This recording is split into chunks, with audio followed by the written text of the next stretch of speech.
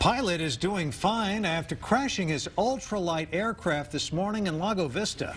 A man was near the airport. Amazingly, the only injury was a cut finger while he climbed out of the trees. Our Chris Sadeghi spoke to the pilot about what happened. He joins us live from the crash site. Chris.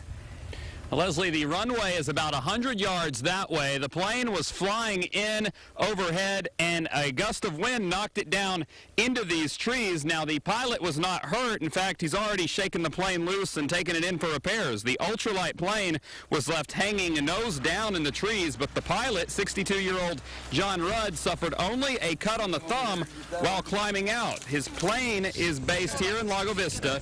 He took it for a ride this morning and says he was approaching for landing when a gust of wind pushed the plane down about 10 feet and into the trees.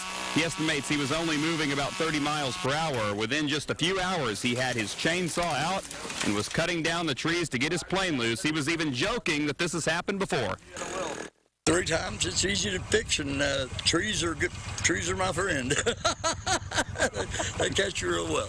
I'll be up in it in about 3 weeks as I get another propeller and another windshield.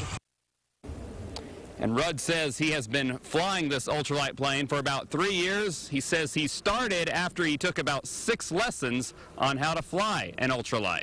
We're live in Lago Vista. Chris Sadeghi, KXAN News.